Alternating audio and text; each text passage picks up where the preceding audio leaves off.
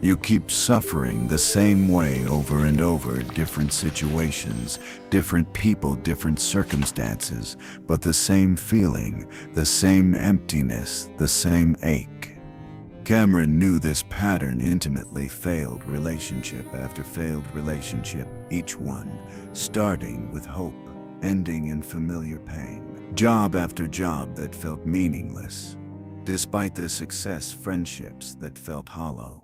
Despite the laughter, and each time Cameron would think, this time will be different. This person, this opportunity, this change, and each time the suffering would return like a tide that never stops coming. And here's what Cameron couldn't see, what most people never see. The suffering isn't random. It's not bad luck. It's not the universe punishing you. It's not even about the external circumstances, the relationships, the jobs, the situations. Those are just the stage. The suffering is coming from inside, from a place you've been avoiding, from a wound you won't look at, from a part of yourself you've buried so deep, you've forgotten it exists. Carl Jung understood this. He knew that what you don't face internally will chase you externally. That every pattern you repeat is your psyche trying to show you something you refuse to see. That your suffering is not happening to you. It's happening for you. As a message, a signal, a desperate attempt from your unconscious to get your attention. But you keep ignoring it. Keep looking outside yourself for solutions. Keep blaming circumstances. Keep hoping the next person or job or change will finally fix what's broken. And it never does, because the break isn't out there. It's in here. And until you turn inward, until you face what you've been running from, until you acknowledge the real source of your suffering, you will keep repeating the same patterns, calling it bad luck, calling it fate, calling it anything except what it actually is. Your own, unexamined psyche, creating the same lessons, until you finally look. Every pattern of suffering has an origin, a moment or series of moments, when something essential was broken, when a need went unmet, when you learned the wrong lesson about yourself, about love, about worth. Cameron's origin wound happened at 8 years old, came home excited about a school achievement, and parent was too busy, too stressed, too overwhelmed to notice. And in that moment, Cameron learned something devastating. My excitement is a burden. My needs are too much. I have to earn attention through performance, not through being. And that belief, that unconscious program, installed itself deep Cameron's psyche and began running in the background of every relationship, every interaction, every choice. Decades later, Cameron would date people emotionally unavailable and feel confused. Why do I keep choosing people who can't see me? But it wasn't random. Those emotionally unavailable people weren't accidents. They were perfect reenactments of the origin. When Cameron's psyche trying to recreate the original scenario, hoping this time to get a different outcome, this time to be seen, to be valued, to be enough.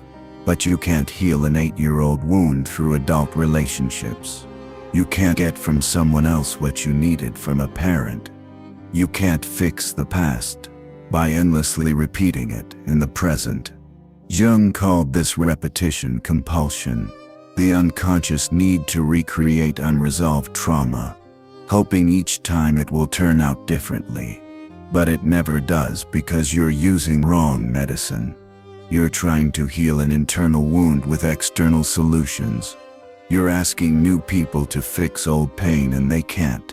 They were never supposed to. The origin wound can only be healed by going back to it, by acknowledging what happened, by grieving what you didn't get, by finally giving yourself what you needed then, and still need now, not from others, but from yourself. Cameron didn't consciously choose Emotionally unavailable partners didn't deliberately create situations that would end in familiar pain, didn't intentionally sabotage moments of potential happiness. But unconsciously, the psyche was running a program, a script written long ago, that said, this is what love feels like, this is what I deserve, this is how connection works.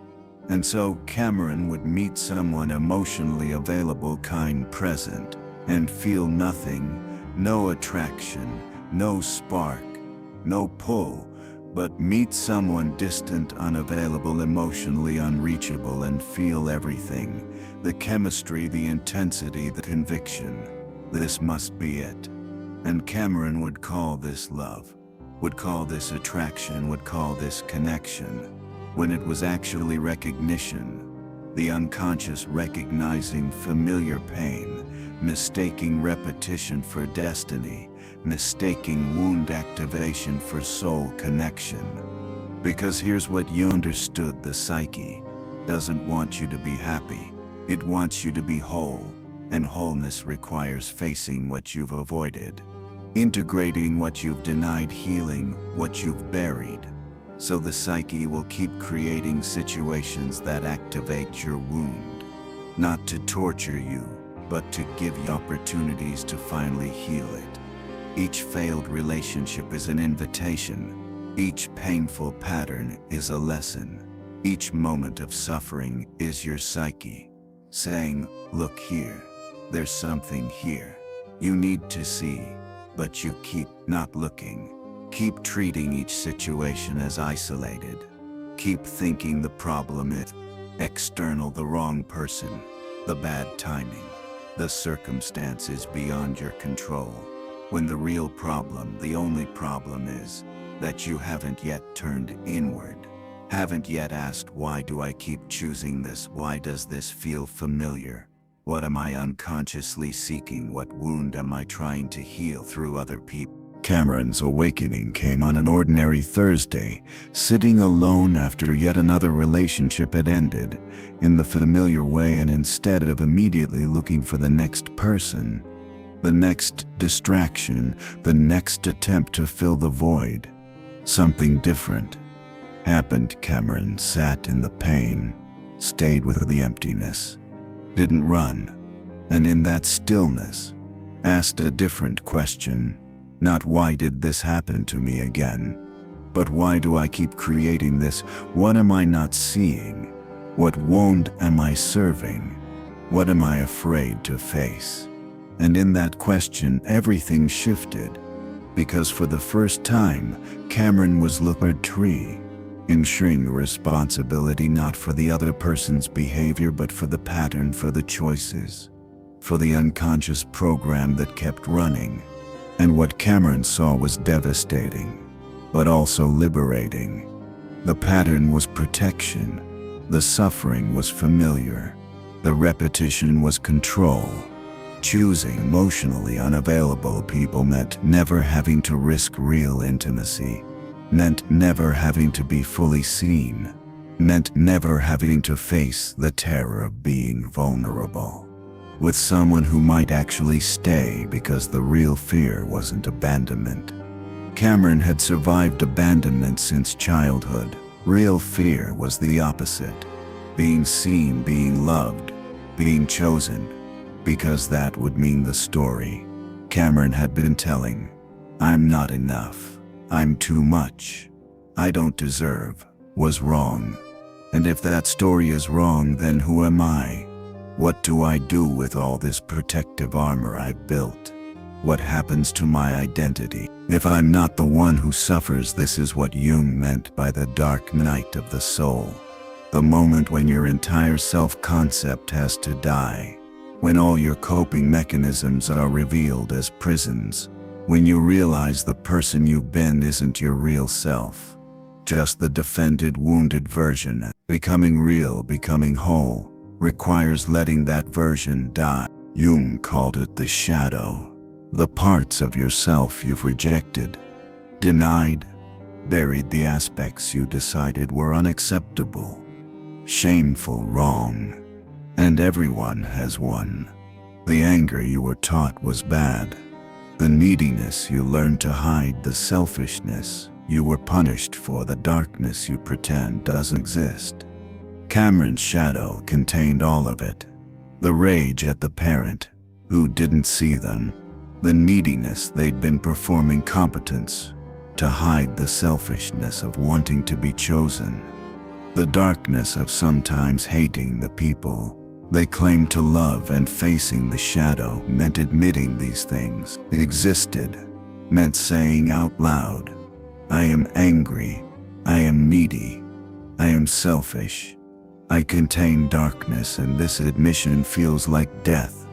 Because you've spent your whole life building an identity around not being these things, around being good, understanding, patient, selfless. And if you admit the shadow exists, acknowledge the parts you've rejected, then who are you? What happens to the person you've been performing? What happens to all the energy you've spent maintaining the facade?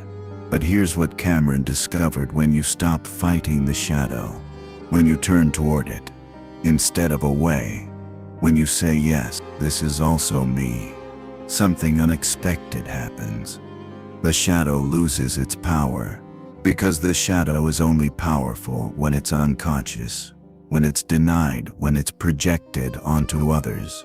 When you acknowledge it, integrate it, accept it as part of your wholeness, it stops controlling you, stops sabotaging you, stops running your life from the shadows. You don't become your shadow, you become conscious of it.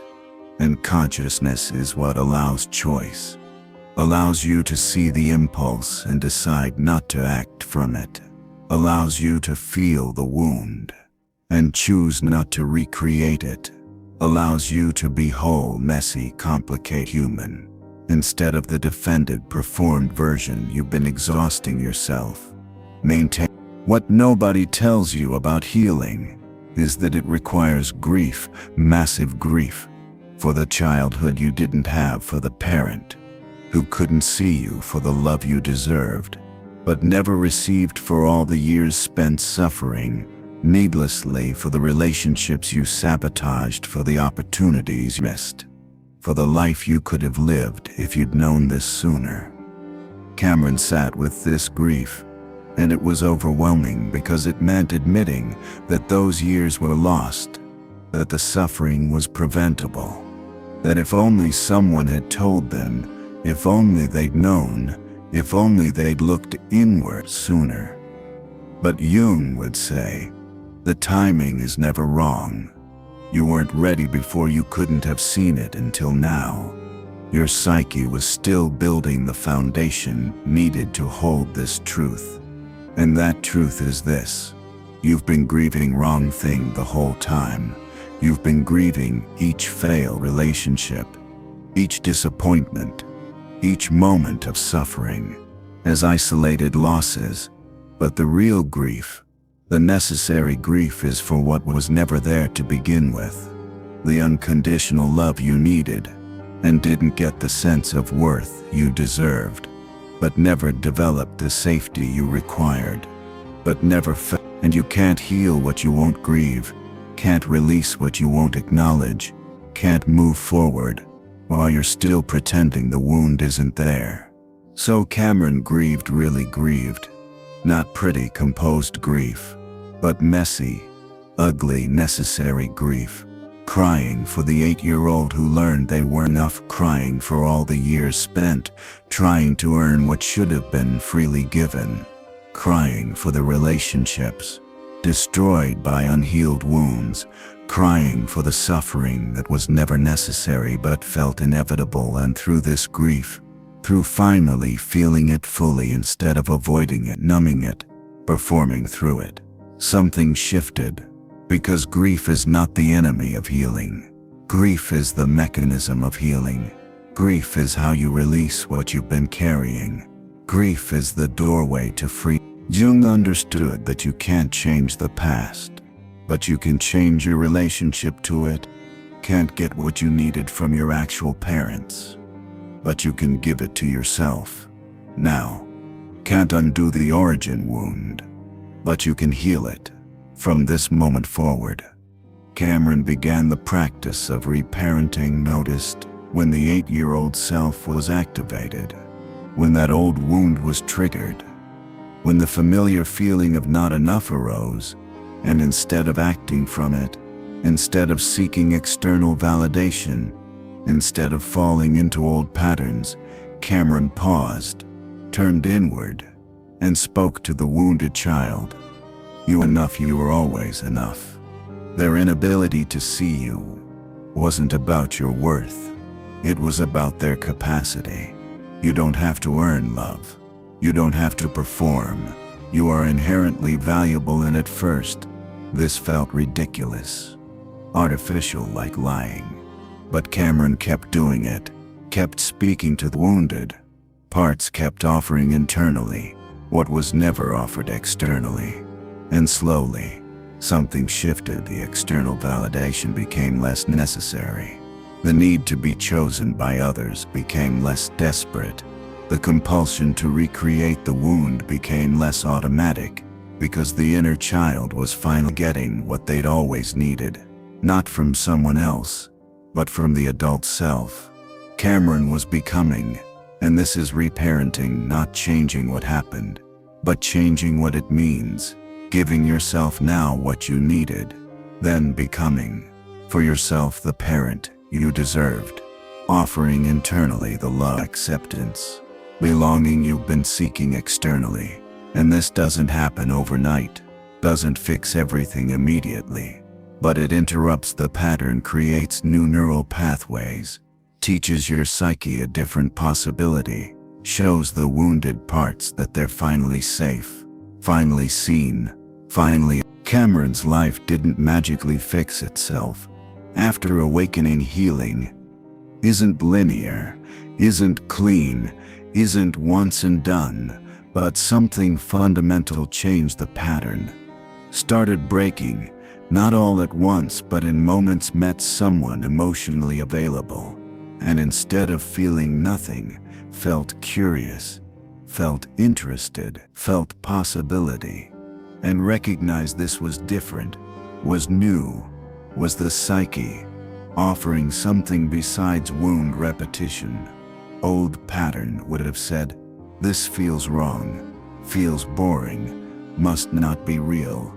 Connection. New awareness said, this feels unfamiliar, because it's healthy, and unfamiliar isn't bad, just different.